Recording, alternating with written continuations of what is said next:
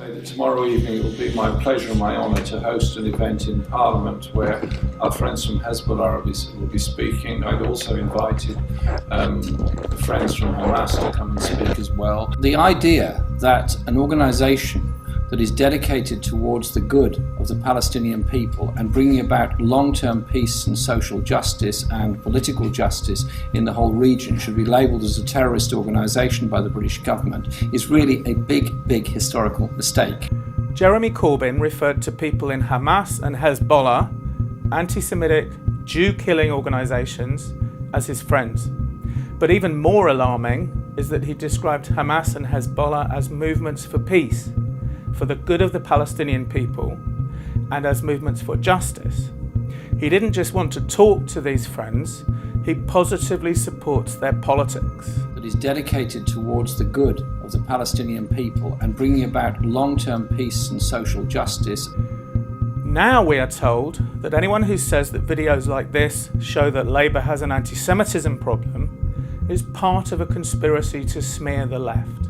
So here we have a situation in the Labour Party where even the most innocuous video can be used to accuse Jeremy Corbyn of anti-Semitism. It's also worrying how such a pathetic evidence and we know, can be used to intimidate Jeremy Corbyn into establishing an inquiry commission, in making daily confessions that he's not anti-Semitic, and so on. Friends from Hezbollah, friends from Hamas, dedicated towards the good of the Palestinian people and bringing about long-term peace and social justice. I'm David Hirsh. I'm a member of the Labour Party and of my trade union. I read The Guardian. I teach sociology at Goldsmiths, University of London. This is my world, a world in which racism and bigotry are absolutely taboo. It is astonishing then that in this world, a fight about anti-Semitism came to a head in the spring of 2016. People like Jeremy Corbyn and Ken Livingstone had been on the fringes of the British Labour movement for decades. Hostility to Israel and common cause with the murderous enemies of Israelis functioned as key markers of their political identity. Recently, this faction took power in the party and in the unions and in the National Union of Students. Anti-Zionist activists were now in the British mainstream. And anti-Semitic things that they were saying were coming into the public domain. One Labour activist demanded the reopening of the Jewish question. Another said Jews were chief financiers of the Atlantic slave trade. A former parliamentary candidate tweeted that Hitler was the teacher of the Zionists. Labour students were baiting Jewish colleagues, singing "Bombs over Tel Aviv." And then Ken Livingstone started talking about Hitler. Let's remember, when Hitler won his election, his policy then was that Jews should be moved to Israel. He was supporting Zionism.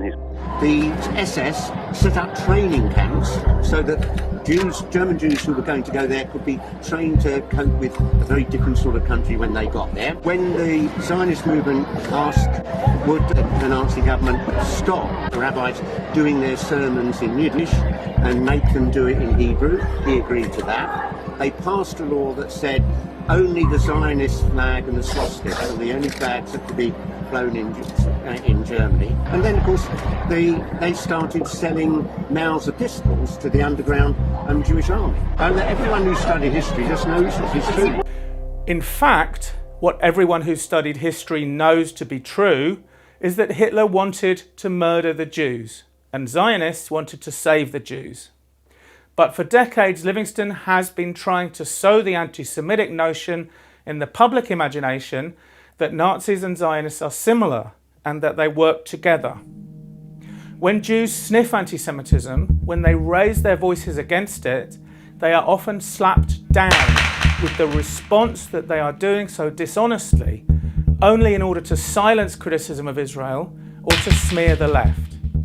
10 years ago already, I named this slapdown the Livingstone formulation. It wasn't me that started this nonsense. It was this embittered old Blairites whipping up. Labour's got an anti-Semitism. And we know why the smears are made.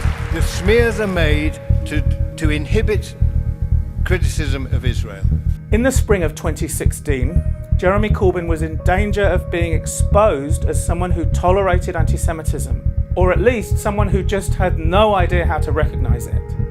He needed to do something about the gathering storm which threatened to derail his leadership. So he asked Shami Chakrabarti to lead an inquiry into anti-Semitism in the Labour Party. Tactically, it was a smart move. The storm died down while everybody waited for the report. When the report was published, there was a big silence on the central question. What was the relationship between the incidence of anti-Semitism and the politics of hostility to Israel? This film gives a voice to those who tried to help Shami Chakrabarti understand what was going on. They sent written submissions about how they experienced and made sense of anti-Semitism in the Labour Party. They came away with the feeling that she didn't really want to understand. She came away with a seat in the House of Lords.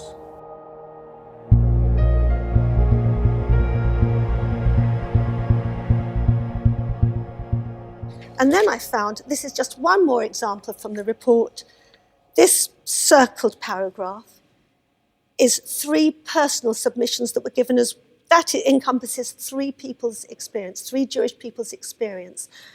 And I could find very little other evidence of the submissions that I'd read that were floating around on social media.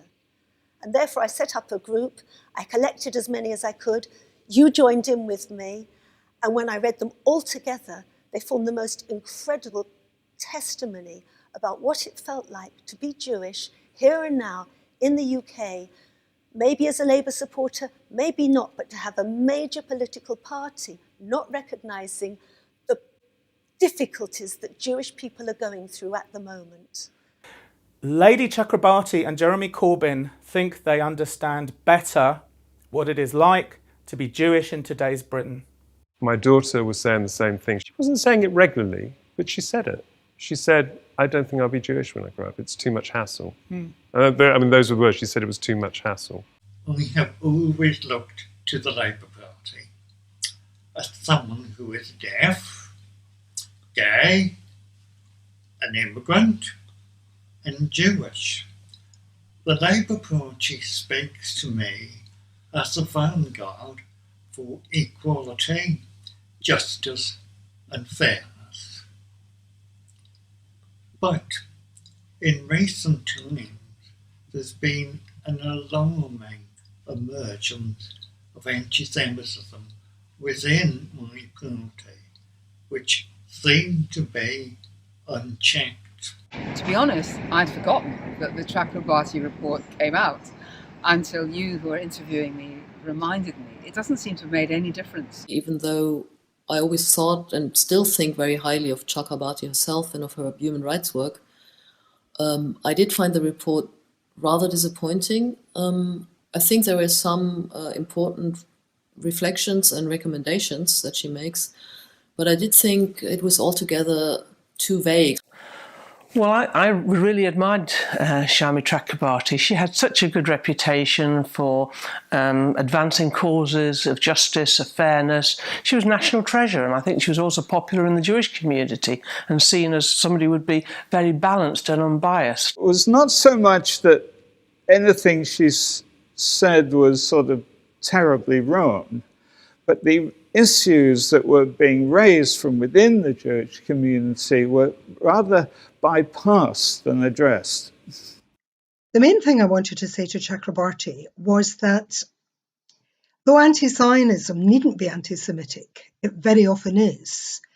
And as a consequence, a policy of anti-Zionism is never purely a foreign policy. It's also always a domestic policy as well. Those who get caught up in the politics of Israel hatred say that they are only hostile to the government. They say that this has nothing to do with racism against Jews in general. But what they say and what actually happens in real fights over these issues is not always the same thing. Anti-Zionism sets up a worldview, an ism, centered on the need to boycott and to abolish Israel, a worldview which sees Israel as a key evil on the planet. Nobody who opposes French or Pakistani policies, for example, would centre their whole worldview on hostility to France or to Pakistan. But that is often what happens with Israel. But what does it mean, hostility to Israel? I mean, how can someone show hostility to a nation and then pretend they're not racist? It doesn't present the Israel-Palestine conflict as it actually is, which is one of incredible complexity where there's right and wrong on both sides. It presents it as a complete cartoon image of the Palestinians as the noble victim with no agency whatsoever, and the Israelis as the all-powerful, all-controlling, manipulative kind of superpower. What bothers me is it's not about opposition to policies. It's about hostility towards the entire thing. But how does this discussion of issues far away impact here on our campuses and in the labour movement? Well, it is very often Jews who challenge the narrative of Israel as symbolic of everything bad in the world. And what happens is that they then get thought of as though they were part of that evil. And once Jews here are treated as representatives of an evil foreign power, as supporters of the racist state, as supporters of apartheid or of Nazism, then they are being treated in an anti-Semitic way. It undermines who I am because I feel a strong connection with Israel. That doesn't mean I necessarily support every Israeli government or its policies, but I'm very keen on Israel's continued survival. Many Jews support Israel, but they see it as a Jewish enterprise and as a safety net. This is a place that Jews can go to when other countries become intolerable for them. Jews have a long memory, going back to the medieval ghettos of being boycotted. "Don't buy from the Jews" was the slogan of the pogroms and of early Nazi terror in Germany. In 1945, only months after the gas chambers went cold, the Arab League boycott was instituted against Jews in Palestine. And in the 21st century, the campaign to exclude Israelis from the academic, artistic, sporting and economic life of humanity has been gaining momentum. It goes under the innocent-sounding name BDS, Boycott, Divestment, Sanctions. Israel's doing fine. BDS doesn't make much difference to it. The people who it does affect are British Jews. They get affected by the hostile atmosphere that the constant obsessional criticism of Israel produces. And I thought there was something, at the very least on the edge of anti-Semitism in choosing just one country to boycott the academics in that one country. Winning support for BDS requires making people angry with Israel and with Israelis. It mobilises emotion. And the people here in the UK against whom that anger becomes focused, the people who oppose the politics of singling out Israel for special punishment, are overwhelmingly Jewish. One country becomes a kind of object of hatred for a whole sort of political movement, it's evil, as it were. We have seen over the last few years exactly what can happen to minorities in the Middle East which do not have the capacity to defend themselves. The Yazidis, for example, relied on the international community to protect them. But they were driven out of their homes, they were sold off for slavery, and many of them were murdered.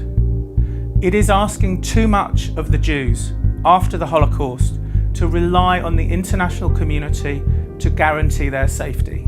Now, Jewish self-determination is the kind of issue that needs to be discussed further. But those who are hostile to Israel in this very selective and indeed, I have to say, obsessional way, generally don't address the issue of Jewish self-determination. Can you tell me what the key thing you wanted to communicate to Shami Chakrabarti in your submission was?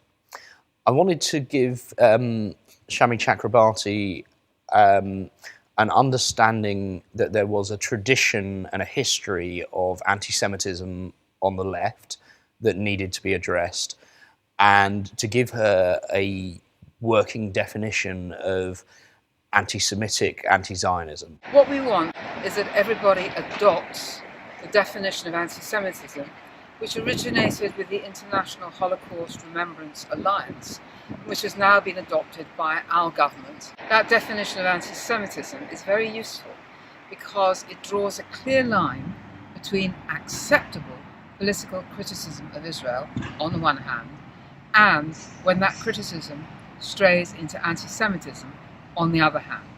The focus on diaspora Jews who are cast as defenders of Israel is one issue. Another way in which hostility to Israel can become anti-Semitic is when it is tempted by the rhetoric or the images of older Jew hatreds. The instances in which extreme anti-Israel discourse crosses over into anti-Semitism because it starts using the language and the imagery and the tropes of traditional anti-Semitism. So that when criticism of Israel descends to saying things like Israel should be wiped off the face of the map, or the Holocaust is being abused by Jews, or that all Israelis are Nazis, or that Palestinians are being ethnically cleansed, those sorts of anti-Semitic tropes are not genuine criticism of Israel. There is this trope about Jewish money influencing national foreign policy and attitudes towards Israel, and I think that is an attack collectively on the Jews in a particular country. There were a lot of discussions also about questions of where does justified or certainly legitimate criticism of Israeli government policies shade over into anti-Semitism, where does the critique of capitalism start recycling anti-Semitic tropes? The link with imperialism, the link with capitalism, the link with riches and power in the shadows. Mendacious Jews, as scheming Jews, as Jews ruling more than, ruling things beyond their means. The councillor in Woking who just used she didn't even bring Israel into the equation. She just used the sort of language of street anti-Semitism that you would expect, a BNP skinhead to use, talking about people with big noses who are all Tottenham fans. I mean, it's quite hilarious because all the Jewish people I know are actually Arsenal fans, but... Well, there are actually some forms of criticizing the Israeli government that do recycle older anti-Semitic stereotypes, like the idea that somehow the Israel lobby controls the American government. The way in which people who raise concerns about anti-Semitism were treated seems to me completely different from the way in which people who raise concerns about other kinds of racism were being treated. I don't see the same kind of misunderstanding when it comes to other minorities. But when it comes to Jews, there's a very weird, not just a lack of understanding, but actually unwillingness to make the effort to learn and understand. I also was surprised by the fact that the way in which the Middle East conflict is often discussed in the British left seems to be anything but critical or progressive. For example, I would have assumed that any progressive movement is critical of the assumption that the world is somehow divided in homogeneous national collectives. But when it comes to Israel and Palestine, many people seem quite comfortable with thinking of it as the Palestinians versus the Israelis. I would have thought that it is a good left-wing tradition to support critical, emancipatory people and forces in any society that is perceived as oppressive. Also the fact that Israel is consistently measured by completely different standards from any other country and government. What was the key, if you could think of one key thing that you wanted to communicate to Shami Chakrabarti in your submission, what did you want to tell her?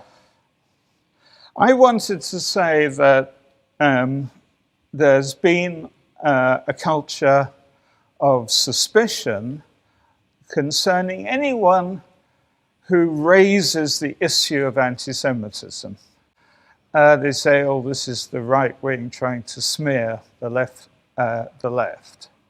And there was a lot of use of terms like smear, which I didn't really like. It is That's a smear I'm sorry, to that's say ridiculous. that the Labour Party has a problem with anti-Semitism. You just set up an inquiry to look into it. If you haven't got a problem, why have you set up an inquiry? Diane Abbott's comments were particularly troubling because what she did was she belittled the issue. And I found that, again, to be quite distressing. I've been a member for 47 years. I've never heard anyone say anything anti-Semitic. At the moment, we're being told, oh, you're just raising this for political advantage, or you're just trying to get at our leader, but that isn't true at all. They think that it's the weaponisation by what they would describe as the Blairites of anti-Semitism purely as a weapon with which to beat Jeremy Corbyn. It got a lot worse under Corbyn. It really got worse under Corbyn, and I think Corbyn actually set the tone for this permissiveness. They don't see it as an actual phenomenon within their own ranks that they should be worried about and need to deal with. They think, actually, they probably think it's a conspiracy theory by Zionists to do over Jeremy Corbyn because, you know, because he's an anti-Zionist. Is Jeremy Corbyn the root of the problem? I don't think he's a root of it, he's a symbol of it. Jeremy Corbyn had been involved in a politics which itself was raising issues of anti-Semitism. He fudged over the past. He himself sort of brought the problem right into the centre of the Labour Party. It's important not to treat combating anti-Semitism as in any way in contradiction with the attempt to seek justice for Palestinians. There's something really wrong in thinking that Hamas or Hezbollah represents a future for peace and justice in the Middle East, whereas Israel doesn't. Or saying that there's nothing wrong in speaking with representatives of Hamas and Hezbollah, but there is something wrong in having Israeli academics come over and speak. Certainly after the sort of like, you know, what happened between Gaza and Israel in 2014, I noticed, like many people did, that there was not necessarily a spike of anti-Semitism in the traditional sense, but noticed that it was being politicized a lot more. You know, this is not a marginal group that survives, you know, on the fringes of the society. This is the Labour Party that proclaims its anti-racism credentials. And, you know, it's a party that Jews have supported for so many years. I've been a lifelong member of the Labour Party, and I care about it. If you think you're on the left, yeah, everyone's self-perception is that you're the good guys. So discovering there's actually a tradition of racism or anti-Semitism within your own political family is a very tough thing to deal with. It's true that in the 20th century, anti-Semitism on the right did more of the killing, but there's been a long, long history of hostility to Jews coming from the left. What was the key thing that you put in your submission to the Chakrabarti inquiry, which you wanted her to learn from, to take seriously, to really understand? It was these two things, really. First of all, not to take the minority opinion of a tiny minority of anti-Zionist Jews as being representative of Anglicare Jewry, and secondly, not to turn the Macpherson recommendation completely on its head. Macpherson said that people who say they experienced racism should be taken seriously. Livingston says that in the case of Jews, they should be assumed to be up to something. But there is a broad consensus within the Jewish community. It is quite comfortable with criticism of Israel, but it is clear that anti-Semitism is not criticism. A small minority of Jews are anti-Zionist. They repeat the phrase "as a Jew" in order to mobilize their Jewish identity, to add weight to their claim that their fellow Jews are making it all up. But the truth is that if a Jewish person says or does something anti-Semitic, it doesn't make it any less anti-Semitic. Anti-Semitism is an objective and external social phenomenon, not only a subjective state of mind. You can be Jewish and anti-Semitic. It is the tiny minority who the anti-Zionists portray as the good Jews, and the overwhelming majority who are silenced with the belittling slapdown that they are lying for Israel. Macpherson was a very important moment in the world in racism. However, it seems to be applied to others and not to Jews. While there is a long tradition of left-wing anti-Semitism, there have also always been people on the left who recognised it and who opposed it. With the defeat of Nazism and Stalinism, the left seemed to get over its anti-Semitism problem. Why do people think it has been getting worse recently?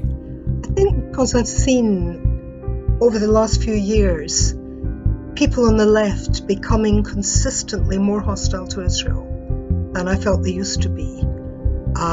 When I grew up in Glasgow, the left was, to some extent, pro-Israel. And now, on the left, hostility to Israel is taken for granted. I've seen myself as part of the left for more than my entire adult life. And I've also been interested in issues of anti-Semitism. One of the most important reasons for that is certainly that I've grown up in Germany. So when I came to the UK, I actually found that there was quite an underdeveloped awareness of the problems involved, that for many people, if it didn't look like Nazi anti-Semitism, it wasn't anti-Semitism. Yeah, the most high-profile example was Ken Livingstone, who repeatedly reasserted the crank history that the Zionists in Germany in the early years of the Nazi regime were somehow in cahoots with the Nazis. Zionists, people that believe that Israel should exist, which is by the opinion of the huge majority of Jews, were somehow themselves complicit in and responsible for the Shoah, for the genocide of the Jewish people. He seemed to think that that was a helpful thing to throw into the debate. And then the Holocaust inversion stuff. Every time there is a conflict in the region, the use of Nazi imagery to portray Israel, the use of swastikas substituted for Stars of David on placards at demos, portrayal of Netanyahu dressed as Himmler or whatever. This stuff is very, very prevalent and done very casually with no thought really to how grotesque and offensive it is. Judith, tell me, when you read the Chakrabarti report, what did you feel? I felt it was anecdotal, and I had this intuitive feeling that there was more about Shami Chakrabarti than about any of the witness statements she was supposed to have taken. Therefore, I started to highlight some of the bits. And this is just one page from the report. This is about Shami. I've highlighted it. I myself, I did this, I did that. I have one problem with Lady Chakrabarti's report, that it isn't a report. It doesn't have the structure of a report, it doesn't have the contents of a report. It's a woolly essay containing her general philosophical ruminations on the subject, and then some conclusions and recommendations that are, detached from any piece of evidence whatsoever. It added other forms of racism to anti-Semitism. And this was a way of universalizing the issue, but not diluting it. I think in a way it was exactly the opposite. It did dilute the issue, and it didn't universalize it, because it was basically saying that if you only look at anti-Semitism, then you cannot be universal. I'm not even convinced it was read. We never got an acknowledgement when we sent the submission in. And as I say, there was no evidence in her recommendations that it had been considered at all, and it wouldn't surprise me if it wasn't read. I don't know what her motives were, but when shortly afterwards she becomes a peer, you have to ask yourself, it doesn't look good at all. And I'm really surprised at her judgment. And also she was on that interview with, I think, JTV, where she was asked about it, and she just squirmed. Shami Chakrabarti was a bit coy about the whole thing and didn't deny it when she was asked. Do you have political ambitions in the Labour Party? Do I have political ambitions in the Labour Party? Do you want to run as an MP? I don't know, probably not. But I don't know. Okay. If you were offered a place in the House of Lords, would you take it? Goodness me, what? That's a general question. I don't know. Have you been offered a place? I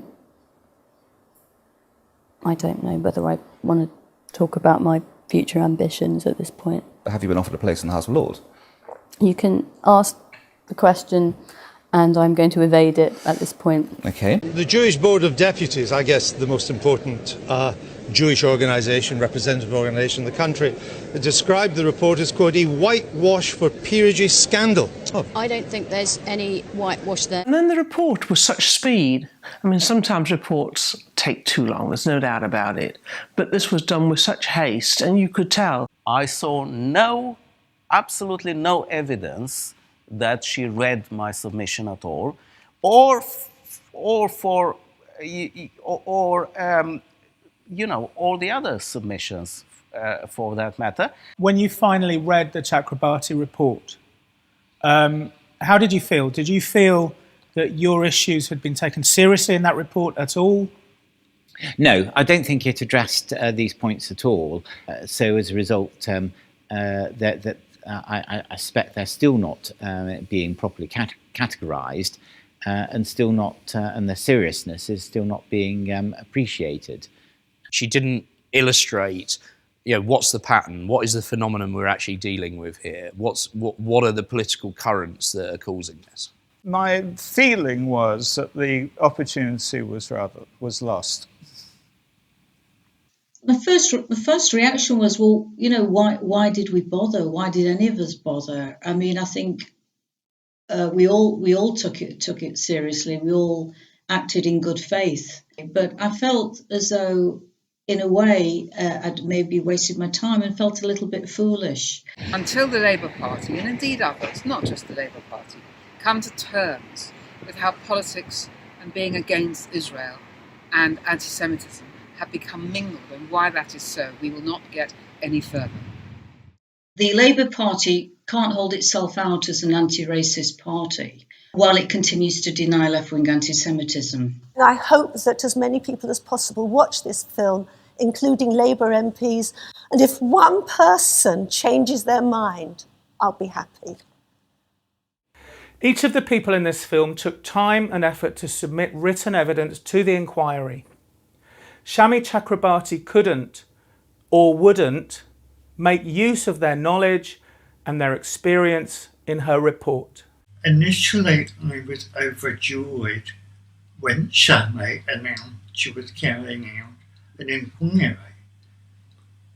As to me, Shami personified justice and fairness, particularly with the great work with liberty. But the outcome of the inquiry was a disaster, as it seemed to me Shami merely glossed over everything and came up with a pseudo-academic report which ignored what Jewish people were saying. So at the moment, unless this is checked and the party rids itself of anti-Semitism, I and many others just feel abandoned.